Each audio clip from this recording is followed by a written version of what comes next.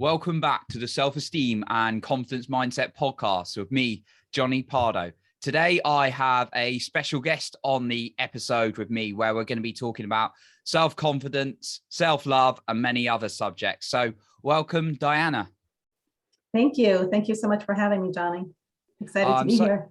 Yeah, I'm so glad you're here as well. So really looking forward to our conversation, and we work in similar areas. We've been in the same area of in the community. So really look forward to the value you're going to bring as well. And I know you've done a lot. So thank you for being here with us. So a very quick introduction to Diana, and then she can go a little bit more into what she does and her story.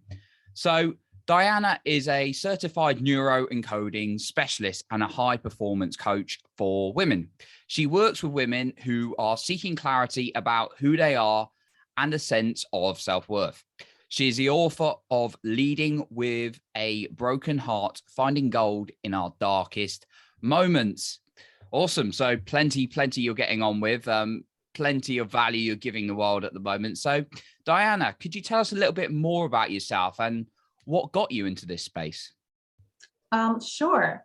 So just a little bit of kind of how I got started. I started out, my business has always been coaching, but I originally was doing mostly coaching in corporate settings, executive coaching, leadership coaching, that type of coaching, which I still do. And in 2004, I had my first miscarriage. And I didn't know it then, but that would eventually kind of put me on the path that I'm on now. So that was the first of what would eventually be 4 miscarriages. And those experiences kind of left me feeling confused. Obviously, I was in pain. And it kind of like I lost my identity and my sense of self-worth, because I was so looking to being, a mom and having children. And I had this image and this vision of what that would be like. And when that didn't happen, I kind of felt lost, and I felt like I lost that. And so what do I do now? Now, my husband and I went on to adopt our 3 beautiful children. And that was always kind of something we had talked about, we'll have biological children and we'll also adopt.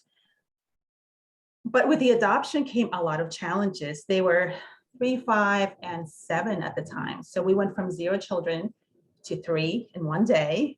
And especially with my oldest one, there were just a lot of challenges because their past history, their trauma, and add to that my own trauma of the miscarriages, which that point I had not really processed and healed, and even like, I hadn't even given myself enough time to grieve, is what I'm trying to say. So that became just a situation, basically. You can imagine, kids are needing something, they're acting out, and I'm responding with trauma.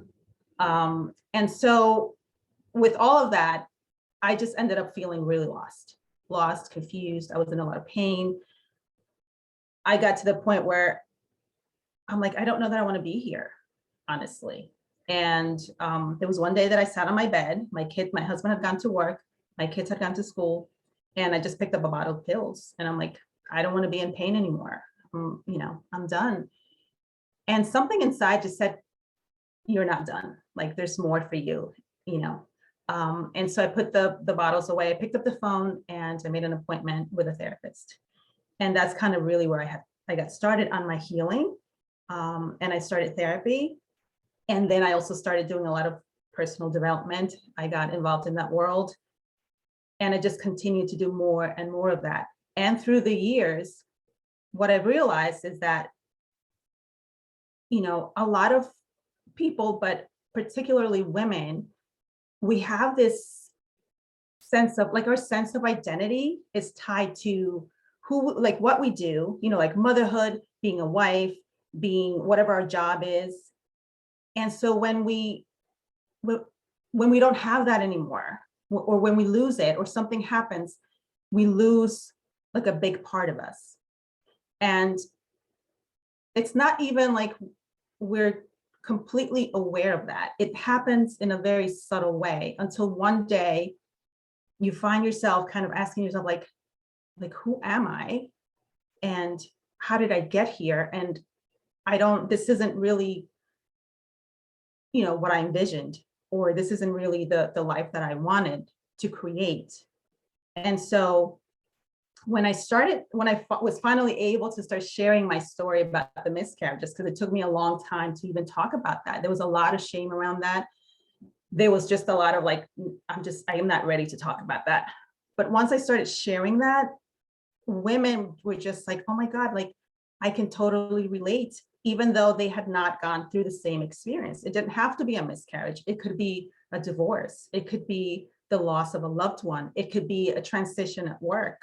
But they were able to relate to a lot of those feelings, that loss of identity and that kind of feeling stuck in your life and not knowing who you are and what you want. And so I started coaching women to help them get unstuck, to help them process all of these feelings, these emotions, and to help them redefine their identity, find their self-worth, be able to trust themselves so that they could go on and create a life that they love, feeling empowered.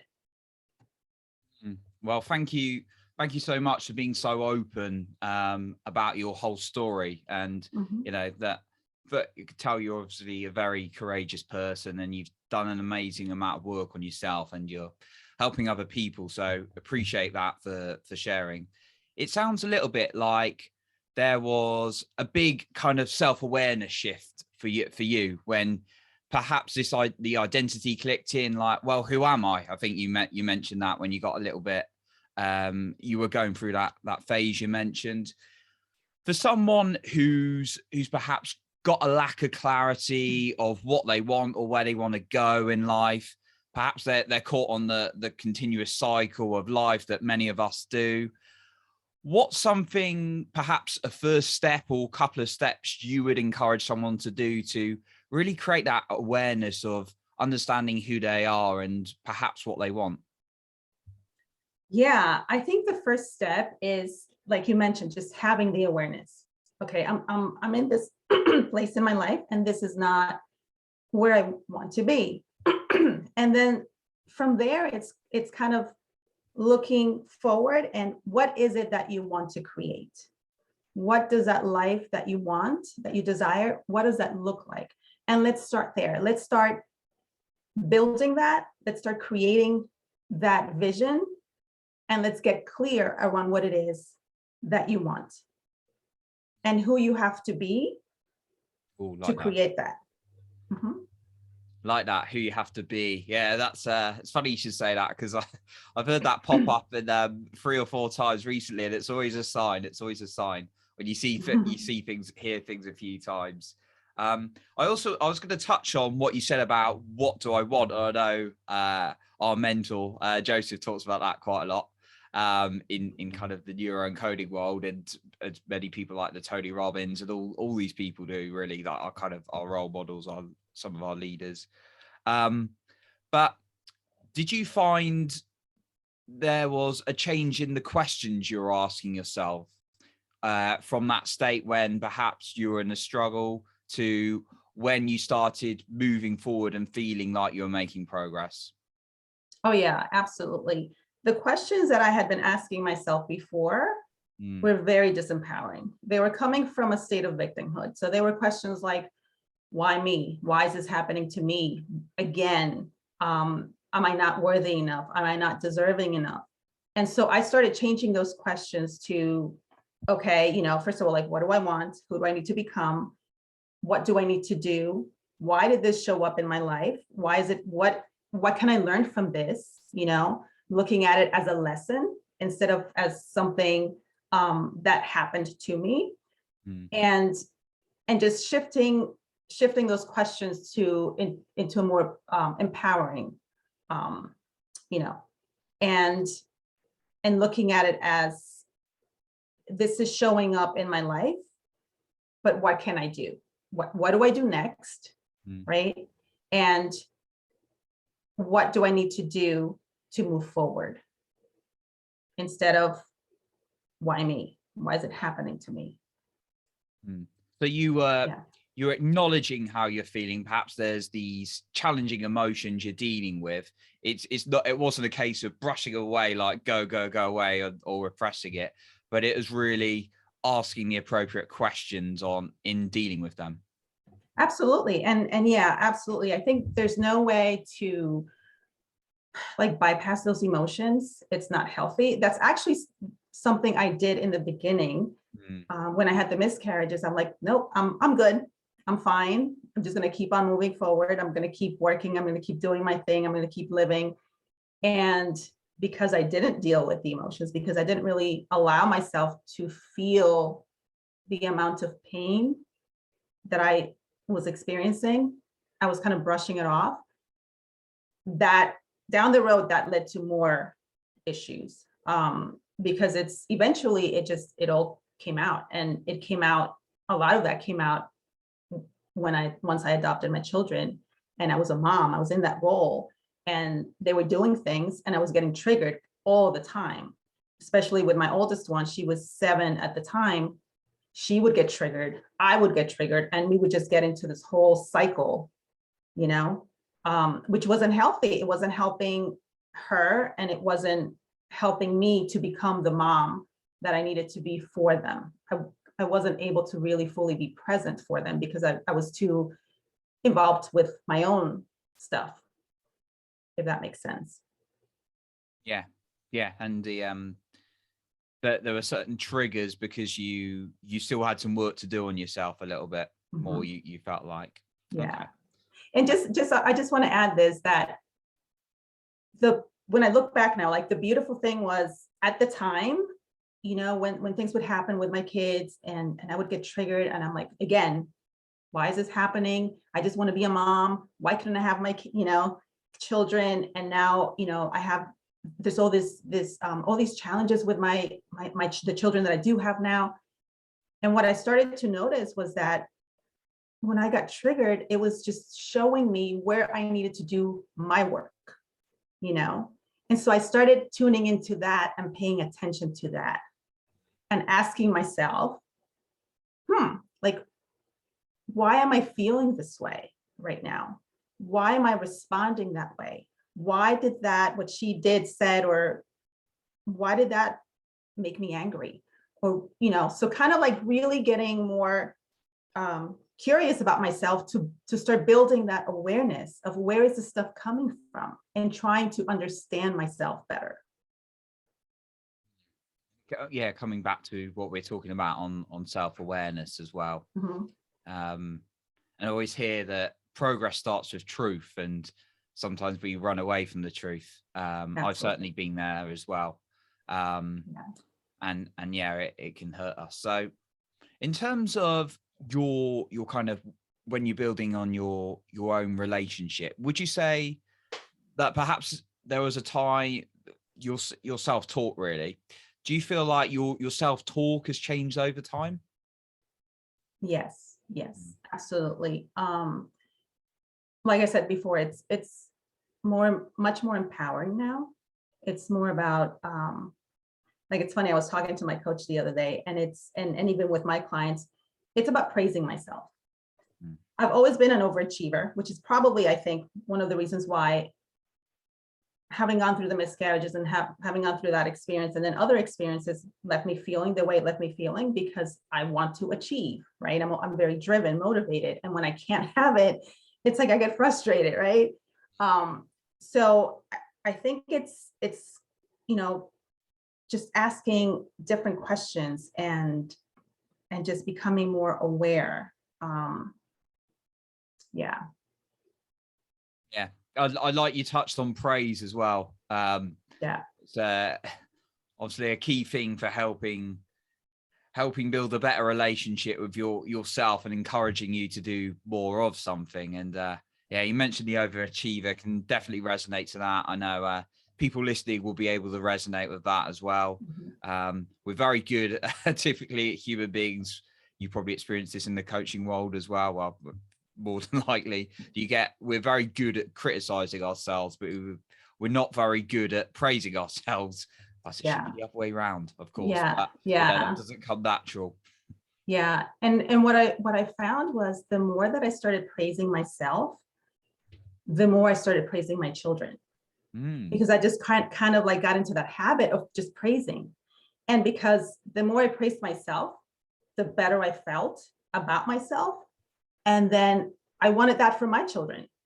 So I started giving them a lot more praise and focusing. And I noticed, again, the pattern of like, before I would focus on my shortcomings, what I consider failures, like everything I did wrong.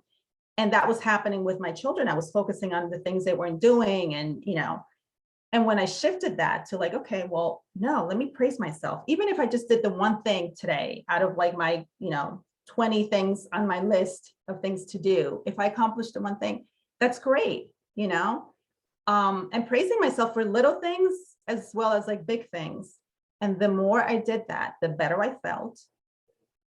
And the more I wanted that for my children. So the better mom I became a better mom, a better wife, just a better person, because I felt better about myself. I really like that example of how I'm not a parent, but I've got two wonderful parents I'm fortunate to have. But you being like when you're working yourself and working on that self-love, that self-confidence, you show up even more as a parent. I think that's what you're saying. You're able to give them that love and confidence, because I'm very keen to kind of smash this misconception that, loving yourself and liking yourself is like egotistical or selfish.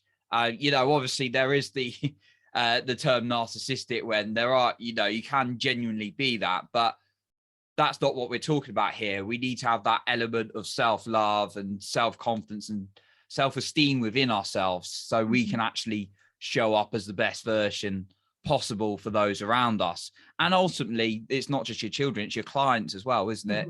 That you're helping people for a podcast, for example, you're showing up now, or just like anyone you're sort of meeting. So I really love that you brought that up about how you could show up even more for your children by, working on yourself and really building that better relationship with yourself. Yeah. I think that's really, and you're right. There is that misconception of, self-love and you're being selfish, and it's not. I really believe that you can't, everything starts with us. Everything starts with ourselves, right? And we can't give others what we don't have, because we're always projecting, and, it's coming from us. So if I don't love myself, I don't understand love in that way. So I can't possibly love someone without loving myself first, if that makes sense.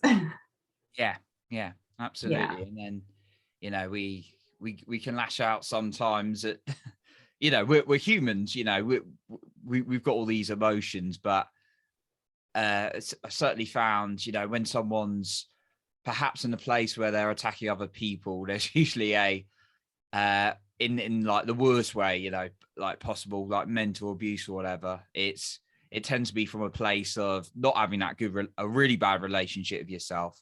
I've certainly never met anyone who genuinely loves themselves in a good way and is horrible to other people. Never met anyone like that, certainly. So I'm glad you brought that up in terms of it's really, really helped you in your journey as well.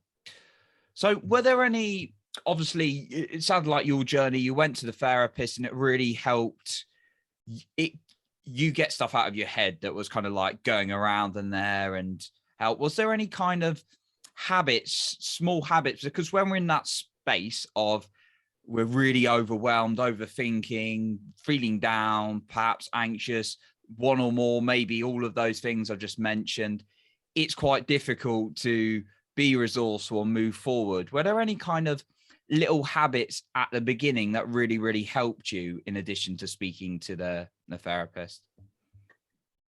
Yeah, one of the things that really helped me was journaling. I was not keen to journaling before that, but it helped me because it allowed me to kind of write down what I was feeling and then kind of just process in my head what I was feeling and why I was feeling that way. And so it helped me. The more I did that, the more I started to see patterns, right? So for example, let's say my daughter or one of my kids did something and I got triggered, I would journal on that. And then the next time something triggered me, I would journal on that too. And so it started to show me a pattern of like the things that were triggering me and then why I was being triggered by those specific things. And then it helped me to then be able to just process all that and understand it from, because when we're in our heads, it's just, we're in our heads and it's all happening so fast and we can't, we make up the story and we can't see the truth for what it really is. But when we put it down on paper and then we go back, and you can keep going back and back and back and you're like, oh, it starts to take on a different meaning. You start to see things differently, right? Because you're not in that moment, you're not in the emotion. You're looking at it from a different perspective. And so it helps you to get clear and to gain that clarity, about, why your feelings and why you're being triggered and what you can do, how you can respond the next time or things that you can do to help yourself in that moment, to talk yourself through it, when it's happening versus, responding versus reacting, basically. Yeah, I'm glad you brought up journaling as well. Definitely. This sounds like you did a couple of things to get it out of your head. And as Tony Robbins says, you get in your head, you're trapped there. That's the worst place. And yeah, he calls people out for it. So I know it's in your head. It can get overwhelming, you can get overworked. So a couple of things you were doing was speaking to your therapist, which sounds fantastic, and then journaling. So that's some great advice there. I think is really, really helpful. The next thing I kind of wanted to bring up really was the power of community, and kind of how that can help us. I mean, for you, have you found a difference when you started hanging around with different people, or maybe not different people, but bringing certain people into your life, and how you felt? Yeah, that was definitely such a positive thing in my life, because when I started my journey with, personal development, I started meeting and surrounding myself with people who thought a different way or than what I had been used to. They looked at things differently, they questioned things. And so I started to learn and I started to grow and I started to, when I would, develop friendships. And so when I would talk to them about certain things that would come up for me, they were able to give me a very different perspective, and they were able to kind of help me, and they would call me out too, which is, something we all need, at times.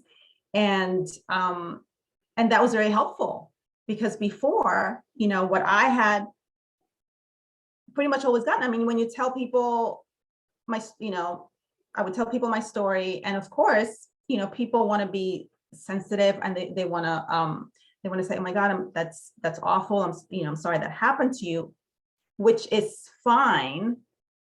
But if I'm telling myself the same story and I'm kind of stuck in that, it's not really, it stops being helpful at some point, right? And so I surrounded myself with people who would kind of be like, again, call me out and question me. Like, is that the story that you want to continue to tell yourself? Is that where you want to stay? Do you want to get stuck in that? What's another meaning that you can give that experience? What are the gifts? I love that. What are the gifts that came out of this situation? Like, I had never heard that before. It was always like, that's awful. That's terrible. And that's where it ended, and for me, being able to take any, challenging situation and not I'm not saying to kind of dismiss it or say, oh, it's not that bad, not bypassing, the emotions and the feeling, but saying, yes, that is sad, that is challenging, that's awful. And what's a gift? that came out of this situation? What's something positive that came out of this? Because there is always something positive if we look for it. We're not taught to look for that gift. And so that to me is such a valuable thing, because it shifts your perspective, right? It's like, it can be both. It can be a sad thing and a beautiful thing. And I think that's something that I always like teach my clients, is we work with both. That is reality. That is life. It's not, either or. It's not one thing or the other. It's both. We can be sad about something that happened. There was a situation like a while back, I think when I had to reschedule a podcast, where my mom, I had like a great week in business. I was so excited. And then I got a phone call that my mom, who lives in Colombia in South America, had fallen, hit her head. And then I was like, oh my God, and I couldn't travel right away because I had to get my passport all sorted out and stuff. But in the past, the old me would have been like, okay, this is terrible. And I would have completely just stayed focused on my mom, the anxiety, the worry, something that's completely out of my control, and completely dismissed all the great things, all the good things that had happened that week. But this time I was able to stay with both. Yes, I'm excited. I'm happy about my business and things are going great. And it was a great week and my clients are, doing so well. And I'm also sad and, and worried about my mom, and that's not always an easy thing to do. But I believe that as we walk through life in our journey, we need to be able to carry both. It's an amazing perspective, and the way you've been able to shape things as well. And we should never compare with each other's situations. People go through different things and all sorts, but we can get annoyed at the smallest things sometimes, and then it's just the way we're seeing it. And the word and you said, even if something perhaps not to plan happens, something comes in the way, there's always an opportunity for growth or something else maybe coming along. Maybe if perhaps you go on a date and it doesn't work out, that means there's someone else coming along. Maybe if you don't get that client, that's because a new client and a better client's coming along. And you've been able to see your kind of situation and be able to help more people as a result of it, which is amazing. And one thing I was going to say is, most of us think, we'll get to a stage where there's going to be no problem, or I used to think this, certainly, we're going to have no problems. I'll be right, I'll have no problems. But I mean, you're laughing now. I'm guessing you kind of know that there's what I'm about to say, and there's no stage in life where we have no problems, right? Right. Yeah. That doesn't ever happen. I think it's just part of living, part of life, part of our experience here. And for me, the way that I look at that now, and what helps me is, to think to myself, and I tell myself, I'm like, well, just look at all the stuff that you have been through, all the times that you thought, like when I mentioned earlier, sitting on, in my bedroom, holding that bottle of pills, thinking that was the end. And look at, how far I've come, look at what where I am now. And so it's that,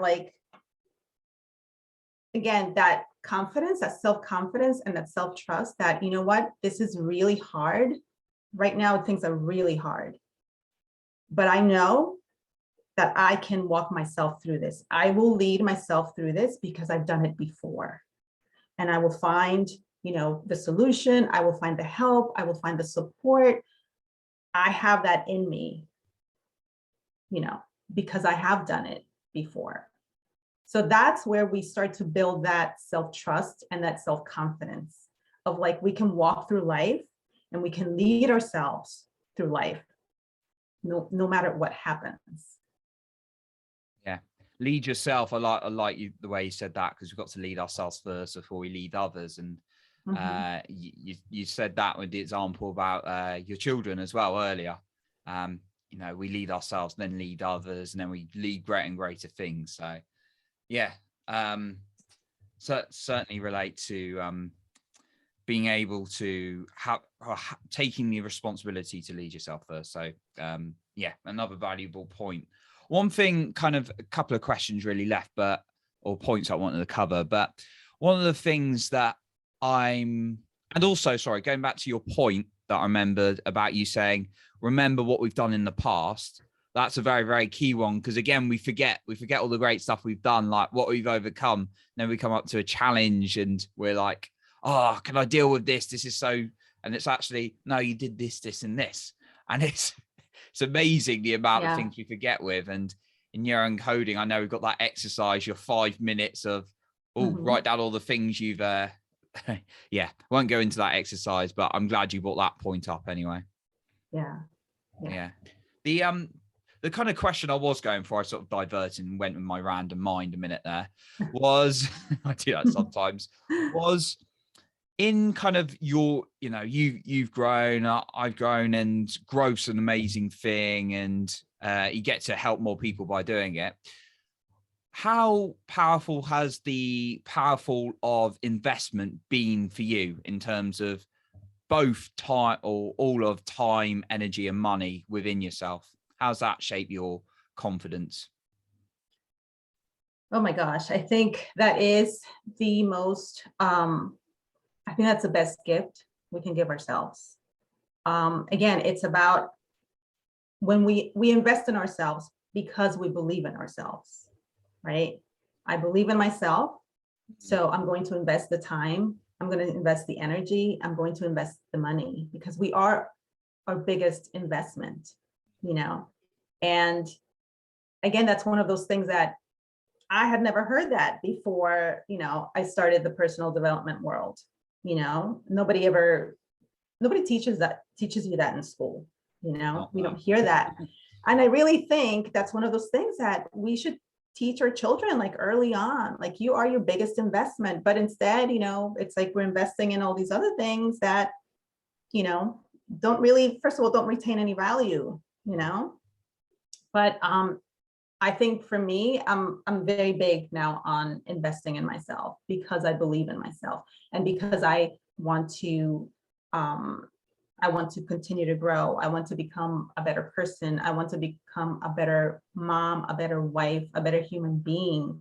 And so I know there's more inside of me. I know there are more gifts that I still haven't tapped into, and I'm on a mission to find them and share them. So that's my motivation. That's what drives me. Fantastic. Yeah, looking for that wider cause, which is amazing. I remember I was debating whether I wanted to join the neuroencoding thing and the brain revolution at one point. And I went, do you know what? Went with instinct, went with it. Yeah, I'm going for it. And I wasn't in the best financial situation then, but it's paid me. The most it's paid me is within my own growth and being able to impact clients' lives in really short amount of time, and that's invaluable, really. So again, you're not just giving to yourself, you're giving to other people as well by investing into yourself. So really struggle about that point, and thank you for sharing your experience of that as well. So just before we kind of wrap up, I've really enjoyed our conversation, and thank you for being so open today and giving us some real golden nuggets. Are there any final points that you'd like to share, or anything you'd like to leave us with? Just if you find yourself, in that space where you're feeling stuck, where you're feeling, I don't know who I am or what I want to do, or, where I am in life, just look for support, talk to someone that you think can help you. It can be a coach, it can be a friend. I mean, someone that you trust, and just know that you don't have to stay in that place, that you can move forward. You can develop the tools, and you can grow into that person that deep down inside you are. And just don't give up, because I think a lot of people just kind of give up because they feel well, what's the point? Or I don't know what to do. Where do I start? It's too hard. And there's always, there's always more, I believe. Always more. Love it. Love it. And it's just a small step sometimes. Don't Yeah. overthink the whole journey. Yeah. Know where you want to go, like you were saying, but yeah, just don't give up. Thank you, Diana. Great last word. So where can people find you if they want to find out more about your work and find you? Yeah, so people can find me on Facebook at Diana Parra. Just look me up. Same thing on Instagram, Diana Parra 888. And yeah, I'm working on my new website, but that will be DianaParraInternational.com. So that will, be on the lookout for that. That's going to be coming up soon. And yeah, would love to connect with everyone. Awesome. Brilliant. We'll be sure to put those in the description as well for people to find you. So once again, a massive thank you for coming onto the show and sharing so much value with us today, Diana. Oh, thank you for having me, John. It was my pleasure. Awesome. So that concludes our episode for today. But remember, work on your self-confidence every single day.